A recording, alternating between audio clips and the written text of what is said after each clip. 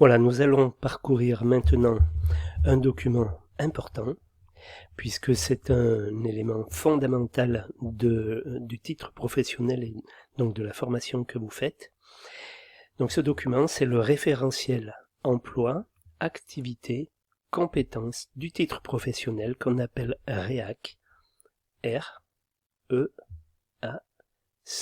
REAC, du titre professionnel, technicien supérieur du bâtiment option économie de la construction, et donc on est au niveau 5. Donc on passe les pages, on va passer le sommaire, encore que le sommaire. Voilà, donc on aura tout d'abord une présentation de l'évolution du titre professionnel par rapport à ce qu'il était jusqu'en 2019, le contexte de l'examen du titre professionnel, la liste des activités, une vue synoptique de l'emploi type, une fiche emploi type, des fiches d'activité type de l'emploi, fiche compétences professionnelles de l'emploi, fiche compétences transversales de l'emploi, un glossaire technique, le glossaire du REAC. Donc, en introduction, présentation de l'évolution du titre professionnel, le titre professionnel technicien supérieur du bâtiment en économie de la construction, défini en 4 activités et décliné pour sa révision 2020 en 2 options, chacune constituée de 3 activités. Ces options permettent de mieux identifier des débouchés de ce titre. Alors ça, qu'est-ce que ça veut dire ce paragraphe? Ça veut dire qu'au préalable, on avait un seul titre professionnel qui s'appelait technicien supérieur du bâtiment en économie de la construction et qu'il comportait 4 activités. Alors qu'aujourd'hui, il n'y en a plus que 3. C'est-à-dire qu'à l'époque, avec le titre de technicien supérieur en économie de la construction, on avait donc, on englobait le tout, c'est-à-dire l'économie de la construction et l'étude de prix. Voilà, ce qui était compliqué, déjà pour les stagiaires, une formation compliquée, très difficile de trouver des jurys, parce que soit on est économiste, soit on fait de l'étude de prix, globalement de la conduite de chantier. C'était très compliqué. Donc pour que les choses soient plus claires, le ministère du Travail a scindé le titre en 2, le titre en option économie de la construction et le titre option étude de prix, et il n'y a maintenant que 3 activités au lieu de 4. Bien sûr, la formation a été raccourcie de 8 semaines. Voilà.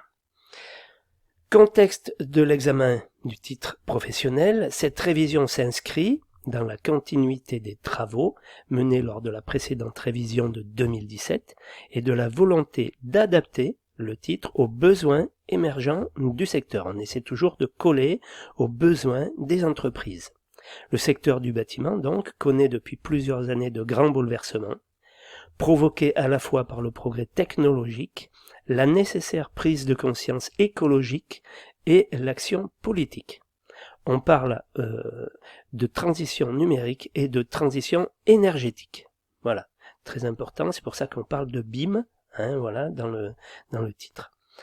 Ces 2 facteurs d'incidence font évoluer l'organisation des projets de construction et l'organisation de l'équipe de maîtrise d'œuvre qui va encadrer les travaux, les compétences nécessaires à l'exercice des métiers dans les bureaux d'études du bâtiment. On note également que ces changements sont rapides et se multiplient au gré des évolutions technologiques, répondant notamment à l'urgence des actions à mener en matière écologique. Elle s'accompagne aussi d'une contrainte réglementaire de plus en plus importante vis-à-vis du bruit, vis-à-vis des économies d'énergie, donc de la thermique, et puis ne pas oublier vis-à-vis il faut aujourd'hui qu'un bâtiment soit accessible à tout le monde, donc accessible aux personnes à mobilité réduite, et ne pas oublier la réglementation incendie qui est très importante. Voilà. Donc la transition énergétique, l'urgence climatique a engendré depuis plusieurs années au niveau mondial comme au niveau européen des choix et orientations politiques qui ciblent la réduction des émissions de gaz à effet de serre. Elles sont légitimées par le plan énergie-climat au niveau du gouvernement. Le gouvernement a rédigé un plan énergie-climat et qui a été vu aussi au niveau européen.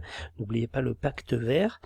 Ces orientations ont été consolidées sur le champ réglementaire pour le secteur d'activité du bâtiment par beaucoup de textes réglementaires visant l'efficacité énergétique.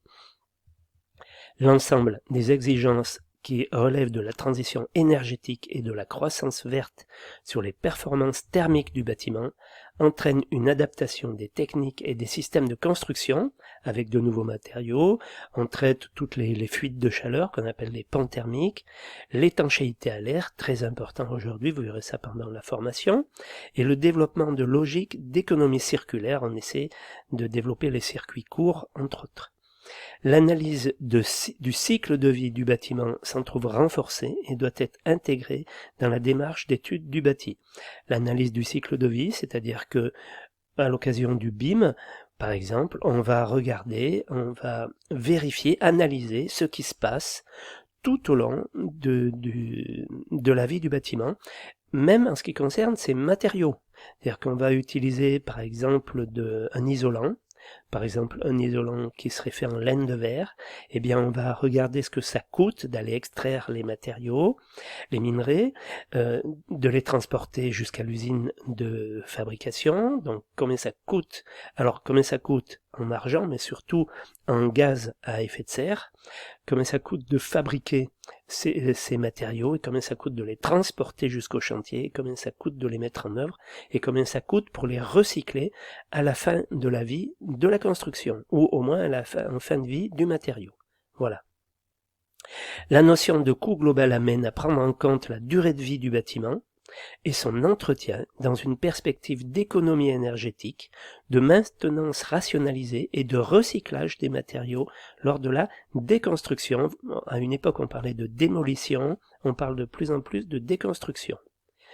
Tri et valorisation des déchets, donc ça c'est l'économie circulaire, normes de sécurité, réglementation échafaudage, chantier à faible nuisance, réglementation incendie, acoustique, accessibilité, impacte la conception et l'organisation des chantiers et les pratiques tout corps d'État.